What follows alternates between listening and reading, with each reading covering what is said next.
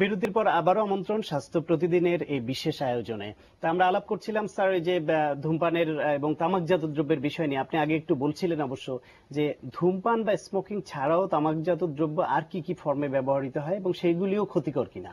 হ্যাঁ, ডেফিনেটলি ধূমপানের ওটাও কিন্তু কোনো অংশে কম নয়।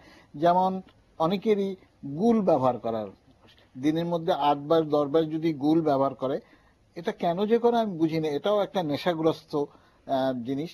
এর ফলশ্রুতিতে মুখগহ্বরে যে ক্যান্সার হয় তার প্রধান কারণ কিন্তু এই গুল ব্যবহার। অথবা কেউ সাদা পাতা জর্দা খায়, কেউ আবার হুক্কা টানে, পানের সাথে জর্দা খায়। এগুলোও কিন্তু এই তামাক জাতীয়, এবং এই তামাকের মধ্যেই নিকোটিন থাকে এবং এই নিকোটিনের আসক্তি তৈরি করে এবং এটা ডিপেন্ডেন্সি তৈরি করলে পরবর্তী ধীরে ধীরে ধীরে ধীরে গিয়ে এরা কিউমুলেটিভ ইফেক্ট হয়। শরীরের সমস্ত বিন্দু বিন্দু জলে যেরকম সাগর হয়ে যায়, এরকম বিন্দু বিন্দু বিষ পদার্থ শরীরে এই যে আমি যেগুলো বলেছি সেসব সমস্ত ক্ষতিগুলো করে। রাব্বানী সাহেব একটা কথা বলেছিলেন, ধূমপান কিন্তু আমি আমার শরীরের ক্ষতি করার রাইট যদিও নাই, তবু আমরা করছি, কিন্তু আমার কোনোভাবেই রাইট নাই। পাশে যিনি আছে তার কিন্তু কোনো ক্ষতি করতে পারবো না। সরকার কিন্তু আইন করেছে, কিন্তু আইনের প্রয়োগ নেই। যেমন প্রকাশ্যে ধূমপান করা নিষেধ, শাস্তিযোগ্য অপরাধ। আমরা কিন্তু এবার স্লোগান তুলেছি, সিগারেটের উপরে এটা লিখে দেওয়া উচিত যে ধূমপান একটি প্রকাশ্যে ধূমপান একটি শাস্তিযোগ্য অপরাধ। কারণ আমি বাসে যাচ্ছি, বাসে যদি একজন স্মোক করে, সে কিন্তু ওই বাসে যতগুলো প্যাসেঞ্জার আছে সবাইকে ক্ষতি করছে।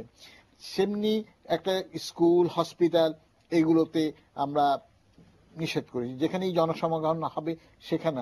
বিদেশে কিছু কিছু স্মোকিং কর্নার আছে, আমরা সেটাকেও এনকারেজ করো না যে মানে ধূমপান যদি কেউ করে সে নিজে লুকায় গিয়ে করতে পারে কোথাও, তাকে ওপেন ভাবে কোনো পারমিটও করা উচিত না। আমি এটারও বিরুদ্ধে, করা অত্যন্ত খারাপ, তারপরেও অন্যের ক্ষতি করার রাইট তো থাকা উচিত না। তো স্যার এই যে নিজের ক্ষতি করা বা অন্যের ক্ষতি করা, এটি আমরা চাই না, এখান থেকে বেরিয়ে আসতে চাই। তো ধূমপান প্রতিরোধে করণীয় কি? রাষ্ট্রীয় পর্যায় থেকে স্যার বলছিলেন যে আইন করা হচ্ছে, প্রাতিষ্ঠানিক বা সাংগঠনিক পর্যায় থেকে নন কমিউনিকেবল ডিজিজ ফোরাম থেকে আপনারা কাজ করছেন, আরো অনেকে করছে। তো যারা ব্যক্তি পর্যায়ে এবং সামাজিক রাষ্ট্রীয় পর্যায় থেকে আপনার পরামর্শ কি, কি করে আমরা? সবচেয়ে বড় কথা হচ্ছে যে মানুষ যখন বুঝবে যে এই ধূমপানটি সবচেয়ে ক্ষতিকারক এবং এমন ক্ষতিকারক যে যেটা যক্ষা, ক্যান্সারের মতো মরণ ব্যাধি, যেটা নিরাময় করা খুবই দুঃসাধ্য এবং অর্থকরীর ব্যাপারও আছে, এবং যে জিনিসটি অপরাধ, সামাজিক অপরাধ, সেই জিনিসটা যদি আমরা বুঝতে পারি, অনুধাবন করতে পারি যে এটি কত ভয়াবহ এবং কত ক্ষতিকারক। এবং আমি আগেও বলেছি যে this is a gateway drug. এই যে যত মানুষ, আমাদের অভিজ্ঞতা থেকে বলে, আমরা গবেষণা করে দেখেছি যে যে মানুষটি হেরোইন খায় কিংবা যে মানুষটি ফেন্সিডিল পান করে কিংবা অ্যালকোহল পান করে, এই মানুষটির মধ্যে 99.5% লোক কিন্তু স্মোক করে, ধূমপান করে, তামাক সেবন করে। আমি একটা কথা জিজ্ঞেস করি, এরা যে বলে যে এটা একটা উত্তেজক, এটা কি তাই? আসলে এটা কোনো উত্তেজক নয়। এটা যেটা হয় যে বরং আপনার অ্যাংজাইটি ডিসঅর্ডার এবং বিষণ্ণতার সঙ্গে এর একটি সম্পৃক্ততা আছে।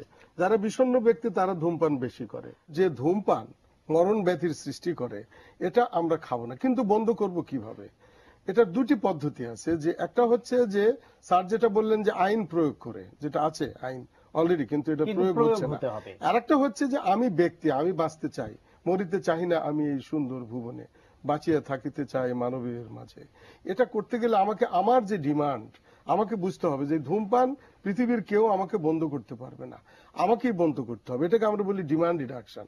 আমি আমার প্রয়োজনটাকে আমি সীমিত করে দিলাম, এটা হচ্ছে একটা দিক। আর একটা হচ্ছে যে সরকারের করণীয় যে এটার উৎপাদন বন্ধ করা, এটার সংগ্রহ বন্ধ করা, এটার দাম বাড়িয়ে দিয়ে, মনে করেন ট্যাক্স বাড়িয়ে দিয়ে, অ্যাভেলেবিলিটি, যদি একটা সিগারেটের দাম যদি 3 টাকা হয় সেটাকে যদি 5 টাকা করে, এটা কিন্তু পার্শিয়ালি স্যার বন্ধ করতে পারবে। তবে যে একটা জিনিস বললাম যে, এবং এটা যেহেতু স্যার ক্লাস পিপুলের উপর নির্ভর করে, ধনী, দরিদ্র এবং অতি ধনী, অতি দরিদ্র। যারা অতি দরিদ্র তারা 5-6টা গুল 2 টাকা দিয়ে ব্যবহার করছে, আবার যে ধনী সে কিন্তু 50 টাকা দিয়ে একটা সিগারেট খাচ্ছে। এটা হচ্ছে যে এটা আপনি, এবং এটা শাসন করে কমানো যাবে। তার সঙ্গে সঙ্গে যদি যে ব্যক্তি যেটা পান করছে সে যদি এর ভয়াবহতা বোঝে এবং নিজের প্রয়োজনটাকে সীমিত করে আনে, সেটাই কিন্তু সবচেয়ে বড় বুদ্ধি।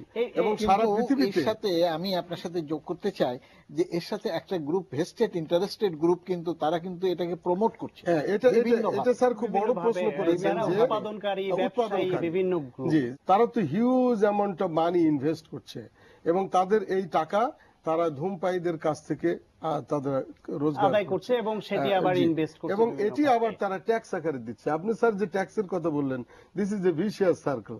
এই ট্যাক্স জনগণ দিচ্ছে, আবার এই ট্যাক্সের যে অর্থ সেইটাতে কিন্তু আমার যে স্বাস্থ্য, যেটা এই স্বাস্থ্য সেবা কিন্তু আমরা, যেটা আপনি স্যার জানেন যে আমাদের দেশ এত সোশিয়ালি ওয়েল অফ না যে জনগণের সব স্বাস্থ্যের ব্যবস্থা মানুষের করতে পারে। সেখানে পকেট মানি থেকে কিন্তু আমাদের অধিকাংশ স্বাস্থ্য সেবা আমরা গ্রহণ করে থাকি। সেক্ষেত্রে কিন্তু স্যার ঝুঁকি থেকেই যাচ্ছে।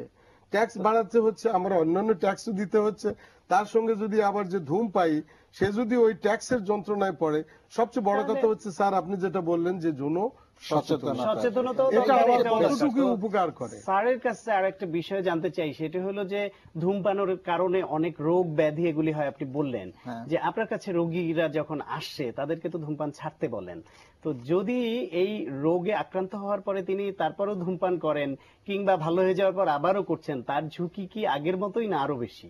একটা তো ক্ষত যদি সৃষ্টি হয়, সেই ক্ষত তো আরো তীব্র আকারে বাড়তেই থাকবে। হোয়াট আই ডু, মানে ইন মাই পার্সোনাল লাইফ, আমি আমার রুগীদেরকে যখন বলি, প্রথম কথাই বলি যারা ঝুঁকিপূর্ণ, আমি সব রুগীকে আমি বলি যে ধূমপান করা যাবে না। আপনার তার যে কোনো কারণই হোক না কেন, সেটা যদি তার জ্বর নিয়ে আসে, আমি বলি ধূমপান করেন কেন, আমি জিজ্ঞেস করি এবং ধূমপান করতে তাকে ইনহিবিট করি। আমার মনে হয় প্রত্যেক ডাক্তারদের এটা করা উচিত, প্রত্যেকেই করা উচিত এবং ইনহিবিট করি। এবং যাদের বেলা হয়, যাদের ক্যান্সার, যার ফুসফুসে যার হাঁপানি আছে, উনি বললেন যার হাঁপানি আছে, যার ব্রঙ্কাইটিসে, তাকে তো ধূমপান একদম নিষেধ। এবং আমি তাদেরকে দাঁড়িয়ে প্রতিজ্ঞা করাই যে আপনি যদি ধূমপান বন্ধ না করেন তাহলে দ্বিতীয়বার আপনাকে আমি দেখবো না, কোনো লাভ নেই, কারণ ফেইলিওর হবে। ওষুধ দিয়ে তো আর এটা ভালো হচ্ছে না। ধূমপান যদি না ছাড়ে, তার ক্রনিক ব্রঙ্কাইটিস, স্মোকিং কফ কি করে আমি সারাবো? স্যার আপনার কাছে একটি প্রশ্ন, সেটি হলো যে আপনি বলছিলেন যে ইচ্ছা শক্তি এবং তার নিজেকেই উদ্যোগ নিতে হবে। এরকম অনেকে অভিযোগ করে থাকেন বা করেন যে তিনি ছাড়তে চান, স্ত্রী পরিবার পরিজনের অনুরোধে বা নানান কারণে বা নিজের ইচ্ছা জাগ্রত হয় ছেড়েও দেন, আবার ধরেন। তো কেউ যদি এরকম হন বা এর উপর নিকোটিনের উপরে যেই তার আসক্তি, সে কারণে ছাড়তে পারছে না, তখন করণীয়? এদেরও ব্যবস্থা আছে। এরা যারা ব্যক্তিত্বের সঙ্গে এদের যে সখ্যতা, এটাকে কমানোর জন্য কিছু মেডিকেশনের ব্যবস্থা আছে। যেমন নিকোটিন প্যাচ নামে এক ধরনের প্যাচ আছে, যেটা শরীরের ত্বকের মধ্যে লাগালে এই নিকোটিনটা ক্রমাগত রিলিজ হতে থাকে, তাকে আর ধূমপানের মাধ্যমে নিকোটিন নিতে হয় না এবং অনেক কম পরিমাণ আস্তে আস্তে শরীরের ভিতরে যায় এবং তার যে উজ্জ্বল, যেটা ফিজিক্যাল যে প্রত্যাহার জনিত যে সমস্যাগুলো, যে কষ্টগুলো হয়, সেটা তার থাকে না। এছাড়াও আজকাল বুপ্রোপিওন বলে এক ধরনের ওষুধ আছে, যেটা অ্যান্টিডিপ্রেসিভ একটা মেডিকেশন। সেই ট্যাবলেটটি খেলেও আপনার এই ধূমপান করার যে প্রবণতা এবং ইচ্ছা, এই ইচ্ছাটি অনেক কমে যায়। আমরা দুজন স্যারের কাছ থেকে, আপনারা দুজন এদেশের খ্যাতিমান চিকিৎসক, তো দুজনেই যে আপনার দর্শকদের উদ্দেশ্যে এই তামাকজাত দ্রব্যের ব্যবহার সম্পর্কে আপনাদের কোনো বক্তব্য থাকলে খুব সংক্ষেপে বলবেন প্লিজ। স্যার, প্রথম কথাই হচ্ছে ধূমপান পরিহার করুন এবং অন্যকে উদ্বুদ্ধ করুন তিনিও যেন আপনার সঙ্গে সঙ্গী হন, ধূমপান না করেন। আমার কথা হচ্ছে যে এটা আপনি আগেই বলেছেন, যেটা একটা ব্যক্তিগত সমস্যা, এটা পারিবারিক সমস্যা, এটা সামাজিক এবং এর সঙ্গে অর্থনৈতিক সমস্যা আছে এবং যে রোগ বালাই হচ্ছে এর কারণে আমাদের ডিসএবিলিটি অ্যাডজাস্টেড যে লাইফ ইয়ার্স, একটা মানুষ যদি 90 বছর বাঁচে এবং 90 বছরের মধ্যে যদি 70 বছর সে ধূমপান করে, তার যে স্বাস্থ্যের হানি হয় এবং তার কারণে যে অর্থকরী ক্ষতি হয় এবং যে সামাজিক অবক্ষয় হয়, এটাকে যদি আমরা ক্যালকুলেট করি ইকোনমিক ওয়েতে, অর্থের তাগিদে, তাহলে ডিসএবিলিটি অ্যাডজাস্টেড লাইফ ইয়ার্স, তার যে মৃত্যু, তার যে স্বাস্থ্যের ঝুঁকি, তার যে আর্থিক ঝুঁকি, এটা কমানোর জন্য সামাজিক আন্দোলন গড়ে তুলতে হবে। এবং আপনারা যে মিডিয়া, যে ফোরামে আজকে আমাদের সঙ্গে বক্তব্য রাখছেন এবং আমরা যে জনগণের কাছে, মানুষের কাছে এই যে কথা পৌঁছে দিচ্ছি, এটা যদি ওনাদের হৃদয়ে গ্রহণ করে, হৃদয়ে গ্রাহী হয়, এর দ্বারা তারা উপকৃত হবে এবং ধূমপানের জন্য এই ইচ্ছা যদি জাগরুক হয়, এটাই আমাদের সমাজকে ধূমপান মুক্ত থাকার জন্য যথেষ্ট সহায়ক হবে বলে আশা করি। আপনাদের দুজনকে অনেক ধন্যবাদ। আশা করি আপনাদের আহ্বানের সাড়া দিয়ে এই অনুষ্ঠান দেখার পর থেকে অনেকে ধূমপান ছেড়ে দিবে। দর্শক, দেশের দুজন খ্যাতিমান চিকিৎসক তারা আপনাদের আবেদন জানালেন, আহ্বান জানালেন এবং ক্ষতিকর প্রভাব সম্পর্কে বললেন। এই সঙ্গে আমি একটি কথা যোগ করতে পারি, সেটি হলো যে যারা অধূমপায়ী পরিবারের যে সদস্যরা আছেন, আপনাদেরও ভূমিকা রাখার সুযোগ আছে। আপনারা পারেন আপনার প্রিয়জনকে বোঝাতে এবং এই ক্ষতিকর দিকটি থেকে ফিরিয়ে আনতে। আশা করি আপনাদের কথাও কাজে লাগবে। সবাই ভালো থাকুন, সুস্থ থাকুন। আবার দেখা হবে আগামীকাল এই সময়ে এনটিভির পর্দায়।